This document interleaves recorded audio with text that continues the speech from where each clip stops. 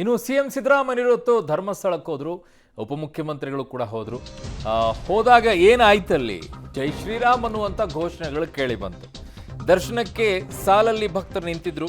ಆ ಸಂದರ್ಭದಲ್ಲಿ ತುಂಬಾ ಹೊತ್ತು ಕಾಯಿಸಿದ್ರು ಅನ್ಸುತ್ತೆ. ಅದಕ್ಕೆ ಘೋಷಣೆಯನ್ನ ಕೂಗಿದ್ದಾರೆ. ಕೋಪದಲ್ಲಿ ಕೂಗಿದ್ರು. ಅವ್ರನ್ನ ಇರಿಟೇಟ್ ಮಾಡಬೇಕು ಅಂತ ಕೂಗಿದ್ರು ಗೊತ್ತಿಲ್ಲ. ಸಿಎಂ ಡಿಸಿಎಂ ಬರ್ತಾ ಇದ್ದಂತೆಯೇ ಜೈ ಶ್ರೀರಾಮ್ ಘೋಷಣೆಯನ್ನ ಕೂಗಿದ್ರು. ಪ್ರಧಾನಿ ಮೋದಿಗೂ ಕೂಡ ಜೈಕಾರವನ್ನ ಕೂಗಿದ್ರು. ಮೋಸ್ಟ್ಲಿ ಬಿಜೆಪಿ ಯಾರಾದ್ರೂ ಕಾರ್ಯಕರ್ತರು ದರ್ಶನಕ್ಕಂತರ ಹೋಗಿದ್ರು ಅನ್ಸುತ್ತೆ.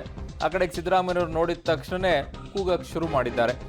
ಅಬ್ಕಿ ಬಾರ್ ಮೋದಿ ಸರ್ಕಾರ ಅಂತೆಲ್ಲ ಅಲ್ಲಿ ಇದ್ದಂಥವರೆಲ್ಲ ಕೂಗಿದ್ದಾರೆ ಒಂದಿಷ್ಟು ಜನ.